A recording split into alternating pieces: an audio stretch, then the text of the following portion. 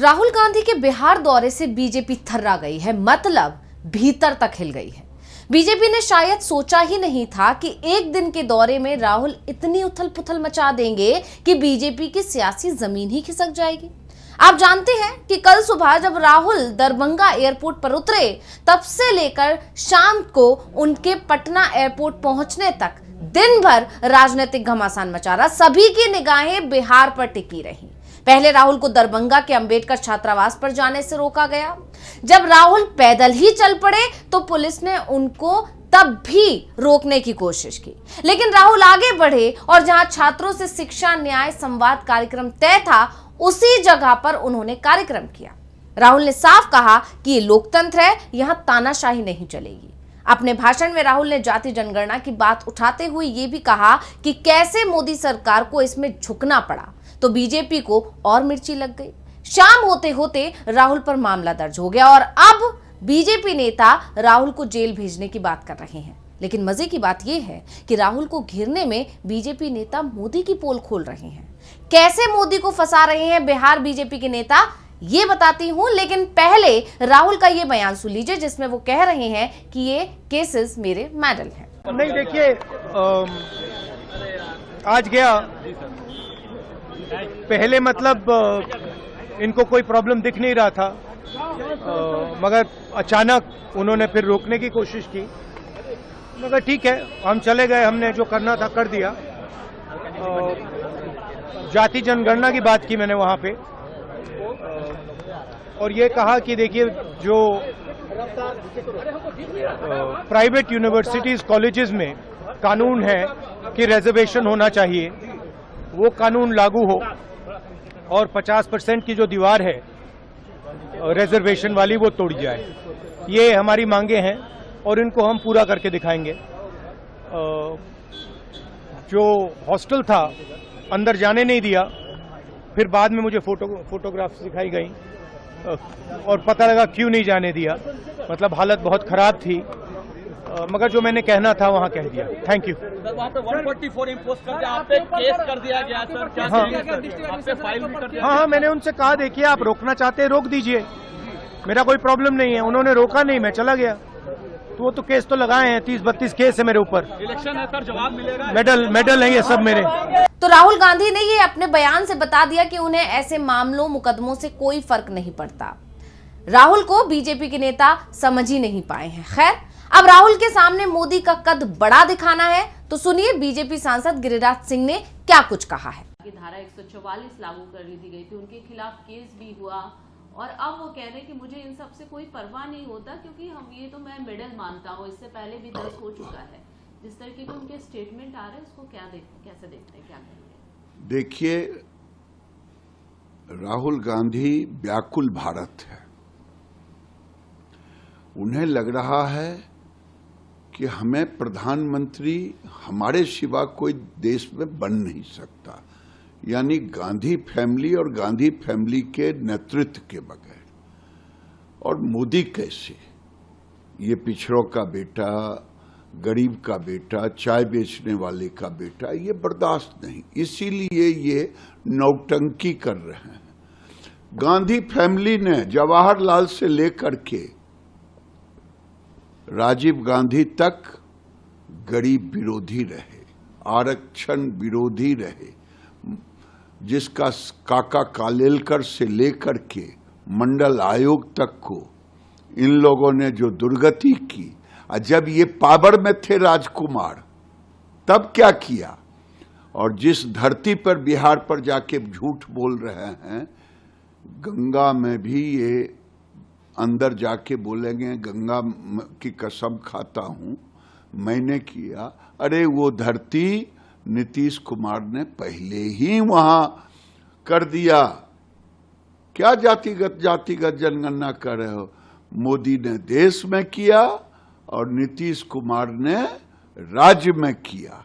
तो गिरिराज सिंह को सुना आपने। गिरिराज सिंह को गांधी परिवार पर निशाना साधते हुए ये भूल गए कि 2004 से 2014 तक 10 साल यूपीए की सरकार रही, लेकिन सोनिया गांधी पीएम नहीं बनी, ना ही राहुल बने और ना राहुल ने कोई भी मंत्री पद लिया। वहीं तीसरी बार पीएम बने हैं मोदी और उससे पहले 3 बार गुजरात के सीएम पद की शपथ भी ले चुके हैं। आडवाणी की रथ यात्रा की कमान मोदी ने संभाली थी। संघ के कार्यकर्ता रहते हुए दुनिया की सैर की और अमेरिका में व्हाइट हाउस के सामने खड़े युवा मोदी की तस्वीरें सबने देखी हैं। कौन सा गरीब व्यक्ति इस तरह देश दुनिया घूम सकता है? लेकिन मोदी ने पीएम बनने से पहले चाय वाले का नैरेटिव चलाया था और बीजेपी अब भी वही नैरेटिव चला रही है, जबकि सारे लोग मोदी का 10 लाख का नमो नमो लिखा हुआ सूट भी देख चुके हैं। तो नौटंकी कौन करता है ये बताने की जरूरत नहीं है। खैर, अब सुनिए रविशंकर प्रसाद को कि उन्होंने कैसे मोदी को फंसा दिया है। क्या कुछ बोले हैं, सुनते हैं। नाटक करने में तो राहुल गांधी काफी तेज है। मैं उनसे एक ही बात कहूंगा, अब आप विपक्ष के नेता हैं, तो जब लोकसभा में विपक्ष के नेता हैं तो आपका दर्जा कैबिनेट रैंक का है, तो थोड़ा सा जिम्मेदारी चाहिए। अच्छा होता जहां पाकिस्तान के लोगों ने निर्दोष नागरिकों को चोट पहुंचाई है वहां जाके उनके आंसू पोंछते, उनके साथ खड़े होते, अस्पताल में जाके मिलते। जो माओवादियों ने, नक्सलाइटों ने पुलिस वालों को छत्तीसगढ़ में परेशान किया है, जो वहां विजय हुई है सैनिकों की, वहां चले जाते हैं। लेकिन चलिए, राहुल गांधी तो राहुल गांधी है। अब रविशंकर प्रसाद को शायद पता नहीं था कि राहुल पहलगाम हमले के फौरन बाद श्रीनगर गए थे और वहां जाकर अस्पताल में उन्होंने पीड़ितों से मुलाकात भी की थी, जिसके वीडियोस भी सामने आए थे, कई तस्वीरें भी सामने आई थी। लेकिन ये मोदी थे जिन्होंने ना पहले मणिपुर जाने की हिम्मत जुटाई और ना अब श्रीनगर या पहलगाम तक गए हैं। मोदी आदमपुर गए, जहां पर उन्होंने फिर से एक बार सेनाओं के साथ बातचीत की, उसकी तमाम तस्वीरें साझा की। पूरे दिन भर सोशल मीडिया पर वो तस्वीरें छाई रहीं और अगले दिन भी इस बात की चर्चा होती रही कि मोदी ने आदमपुर जाकर पाकिस्तान को ललकार दिया। लेकिन तब तक सिंधु, झेलम, चिनाब सब में बहुत पानी बह चुका था। रविशंकर प्रसाद ने सवाल उठाए तो अब मोदी की हकीकत लोगों को याद आ गई है। और अब सुनिए बीजेपी के बिहार अध्यक्ष दिलीप जायसवाल को कि उनका बयान तो सीधे राहुल को जेल ही भेज रहे हैं। छात्रों को संबोधन किए और कहे कि हमारे खिलाफ एफआईआर हो, ये हमारे लिए पदक। देखिए, राहुल गांधी ने बिना इजाजत के अंबेडकर छात्रावास में कल जो कार्यक्रम किया, राहुल गांधी पर सिर्फ केस ही नहीं, उनको जेल भेजना चाहिए। राहुल गांधी क्या देवता है कि कानून तोड़ेगा और उस पर केस नहीं हो? राहुल गांधी बिहार के जनता को बेवकूफ बनाने के लिए आया। बिहार की जनता चाणक्य की धरती है। बिहार जो है भगवान बुद्ध और महावीर की धरती है। बिहार बाबू कुंवर सिंह की धरती है और बिहार चाणक्य की धरती है। यहां वो लोगों को बेवकूफ नहीं बना पाएंगे और बिहार की जनता को इतना आसानी से वो चाहते हैं कि हम सिंपैथी ले लें कि हमारे ऊपर केस हुआ।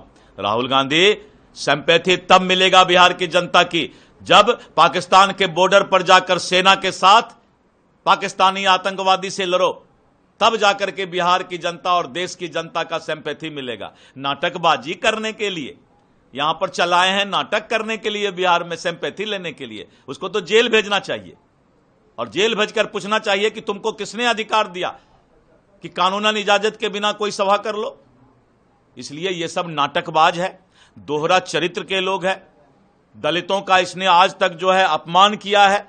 दिलीप जायसवाल का बयान सुनकर समझ आता है कि बीजेपी के मन में राहुल के लिए कितनी नफरत और गुस्सा है, या ये भी कह सकते हैं कि बहुत ज्यादा इनसिक्योरिटी भी है, क्योंकि राहुल गांधी की जो लोकप्रियता है वो दिन पर दिन बढ़ती जा रही है और इसका असर मोदी की लोकप्रियता पे पड़ रहा है।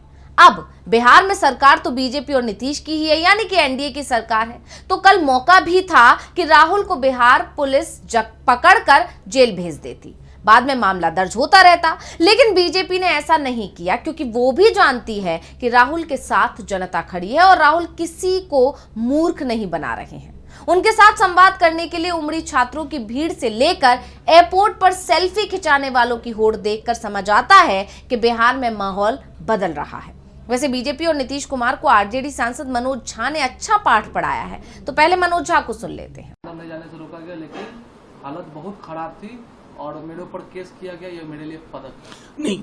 जाहिर देखिए, सीधी सी बात है कि राहुल जी ने जो कहा उस संदर्भ को भी देखिए। मतलब क्या बिगड़ जाता अगर वो एड्रेस कर लेते? क्या बिगड़ जाता? कुछ भी तो नहीं। और मुझे तो लगता है पता नहीं माननीय मुख्यमंत्री जी को डे टू डे लेवल पर ये जानकारियां दी भी जाती हैं या नहीं, और अगर दी जाती हैं तब चुप हैं, तो उनको, मैं तो उनसे वही कहूँगा कि आप तो कहते हैं कि जेपी के आंदोलन से प्रभावित हुए थे, आज जेपी होते तो क्या करते। मूल चीजें जो हैं, जातिगत जनगणना, निजी क्षेत्र में आरक्षण, संस्थानों में आरक्षण और आबादी के अनुरूप प्रतिनिधित्व, ये महत्वपूर्ण प्रश्न हैं। इनको सीधे डील करना पॉलिटिकली सीखा जाए, ना कि किसी नेता को रोक दिया, किसी पर वीडियो बना दिए अंट शंट अनाप शनाप अशोभनीय है, तो ये सारी चीजें राजनीति की में जो गरिमा है ना, उसको खत्म कर दी।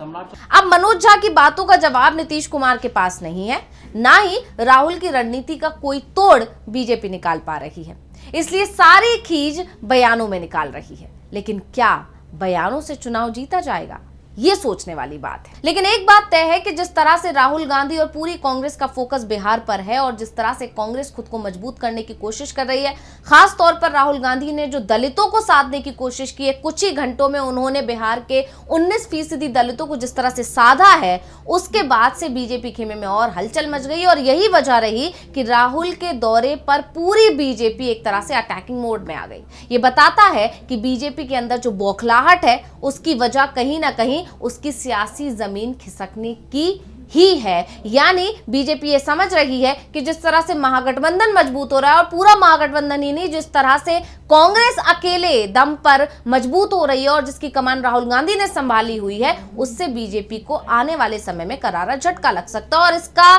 जो नतीजा है बीजेपी पहले भी देख चुकी है। लोकसभा चुनाव के दौरान जिस तरह से राहुल गांधी के नेतृत्व में पूरे इंडिया गठबंधन ने आम चुनाव लड़ा, और उसमें जिस तरह से इंडिया गठबंधन ने बीजेपी को उसके 400 पार के जो सपने थे उसको पूरा करने से बहुत पीछे रोक दिया। यहां तक कि बहुमत का आंकड़ा भी बीजेपी अकेले के दम पर नहीं जुटा पाई। उससे बीजेपी के अंदर टेंशन है, और वही टेंशन उसके नेताओं के, उसके सांसदों के, उसके विधायकों के बयानों में समय समय पर निकल कर आती रहती है। और अब एक बार फिर बिहार चुनाव से पहले पूरी की पूरी बीजेपी राहुल गांधी पर अटैकिंग मोड में। और इससे पहले जब महागठबंधन की बैठकें हो रही थी, जब इंडिया गठबंधन की बैठक हुई बिहार चुनाव को लेकर, उस समय भी पूरा बीजेपी की तरफ से इन बैठकों पर कहीं ना कहीं हमला बोला जा रहा था, महागठबंधन पर हमला बोला जा रहा था, जिससे साफ है कि महागठबंधन की मजबूती को देख के, कांग्रेस की मजबूती को देखकर पूरी बीजेपी बौखलाई हुई है।